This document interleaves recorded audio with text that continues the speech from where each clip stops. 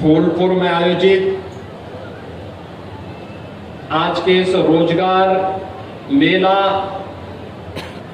स्वामी विवेकानंद युवा सशक्तिकरण योजना में युवाओं के तकनीकी सक्षमता के लिए टैबलेट और स्मार्टफोन वितरण के आज के इस कार्यक्रम और नए स्टार्टअप और नए उद्यमियों के लिए ऋण मेला के लिए और प्रयागराज और खासतौर पर फूलपुर की विकास परियोजनाओं को लोकार्पण और शिलान्यास के लिए आयोजित समारोह में प्रदेश सरकार में मंत्रिमंडल के मेरे वरिष्ठ सहयोगी, प्रदेश के साथ इतने बड़े रोजगार मेले के माध्यम से, विकास परियोजनाओं के माध्यम से मुझे प्रयागराज की धरती को प्रणाम करने का अवसर प्राप्त हो रहा है। इस अवसर को प्रदान करने के लिए फूलपुर की धरती को, प्रयागराज की धरती को कोटि कोटि नमन करते हुए मैं आप सबका हृदय से अभिनंदन करता हूं। जिन नौजवानों को आज रोजगार के लिए नियुक्ति पत्र प्राप्त हो रहा है, जिन युवाओं को नए स्टार्टअप स्थापित करने के लिए आज यहां पर ऋण उपलब्ध करवाया जा रहा है, जिन युवाओं को तकनीकी रूप से सक्षम बनने के लिए स्वामी विवेकानंद युवा सशक्तिकरण योजना के अंतर्गत राज्य शासन की ओर से टैबलेट और स्मार्टफोन प्रदान किया जा रहा है और प्रयागराज के हमारे जनप्रतिनिधियों की भागीदारी के कारण विकास की जिन परियोजनाओं का लोकार्पण और शिलान्यास हो रहा है, इसके लिए सभी लाभार्थियों के साथ साथ प्रयागराज वासियों को मैं हृदय से बधाई देता हूं, अपनी शुभकामनाएं भी देता हूं। बहनों और भाइयों, यह वर्ष हमारे लिए महत्वपूर्ण है। यह वर्ष इसलिए महत्वपूर्ण है क्योंकि जनवरी 2025 में 12 वर्ष के बाद लगने वाला दुनिया का सबसे बड़ा आध्यात्मिक और सांस्कृतिक आयोजन महाकुंभ का, प्रयागराज महाकुंभ का आयोजन होने जा रहा है। हमारा प्रयागराज एक बार फिर से वैश्विक मंच पर अपनी सुव्यवस्था, अपनी सुरक्षा, अपनी स्वच्छता के लिए फिर से अपनी अमिट छाप छोड़ेगा और दुनिया से आने वाले सनातन धर्मावलंबियों को भगत करने, आतिथ्य करने का एक अवसर हमारे प्रयागराज वासियों को प्राप्त होगा। प्रयागराज और फूलपुर के साथ जुड़ी हुई है, इसके लिए भी आप सबको मैं हृदय से बधाई देता हूं और अभी से तैयारी के लिए भी आह्वान करने के लिए आया हूं।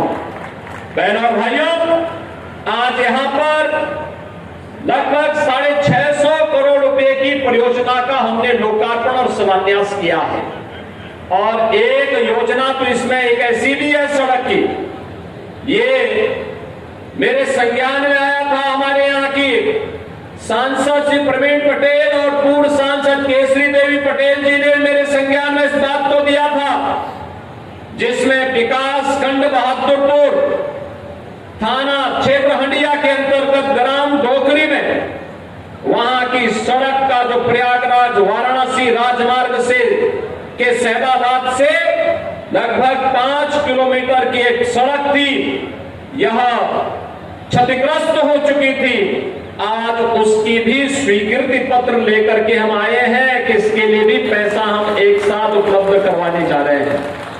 अकेले फूलपुर की ही जुड़ी हुई है।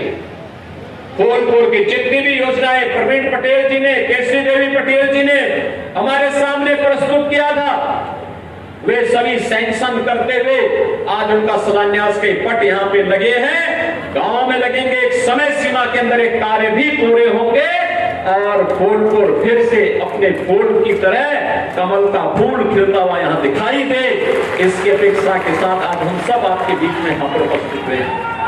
बहनों और भाइयों, आज युवाओं के लिए 15,000 युवाओं को नियुक्ति पत्र वितरण के इस कार्यक्रम के साथ भी हम जुड़े हुए हैं, जिसमें 108 कंपनियां यहां पे रोजगार उपलब्ध करवा रही हैं और साथ साथ यहां पे 510 करोड़ रुपए का ऋण वितरण 7,100 से अधिक युवाओं को और उद्यमियों को उपलब्ध करवाने का कार्य हो रहा है। तो अकेले फूलपुर के 10,000 से अधिक युवाओं को और प्रयागराज के 15,000 से अधिक युवाओं को टैबलेट और स्मार्टफोन वितरण के कार्यक्रम के साथ भी जोड़ा जा रहा है।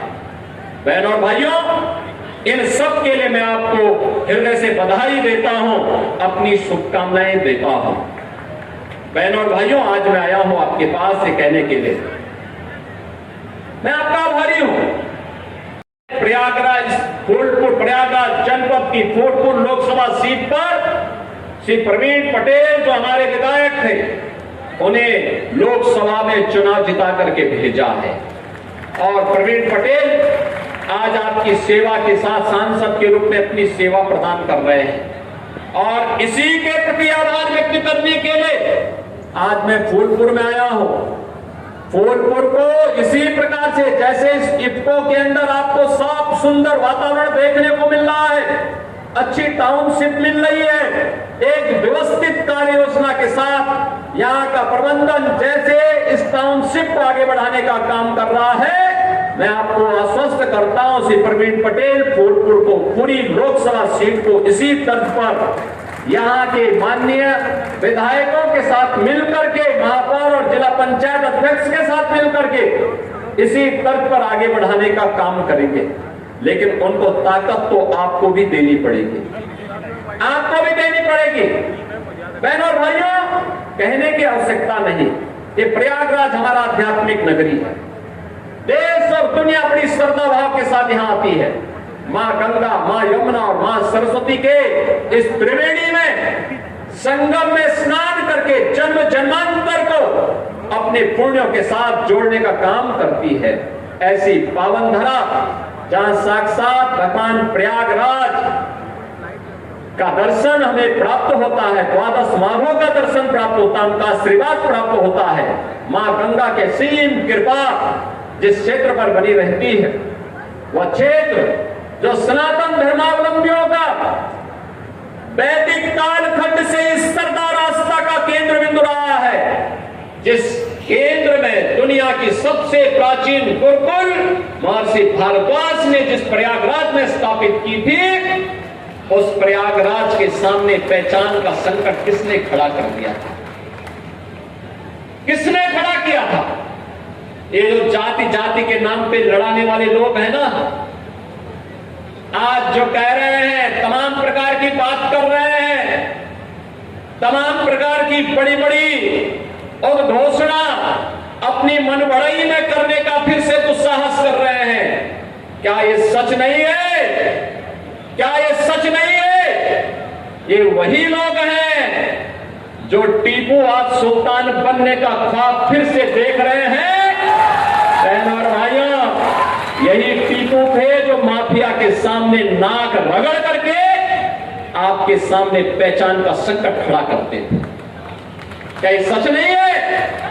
इन माफियाओं को गले का हार बना करके प्रयागराज के अस्तित्व के सामने, प्रयागराज वासियों के सामने पहचान का संकट खड़ा करने का काम इन्होंने किया था। ये गुमराह करते हैं। क्या ये सच नहीं? इन्हीं माफियाओं ने राजूपाल की हत्या की थी। राजूपाल एक गरीब परिवार से थे। राजूपाल एक गरीब परिवार से थे, विधायक बने थे, लेकिन किस निर्ममता के साथ उनकी हत्या हो गई थी। उस समय इन्हें याद नहीं आ रहा था पीटीए, राजूपाल मार दिए गए, लेकिन इनको अपनी कुर्सी की चिंता थी। तब इनको अपनी कुर्सी की चिंता थी। तब राजूपाल जैसे गरीब मारे जाते हैं, उमेश पाल जैसे मारे जाते हैं। हम लोगों ने तो कहा कि अपराध और अपराधियों को बख्शेंगे नहीं, जीरो टॉलरेंस की नीति के तहत सरकार कार्य करेगी।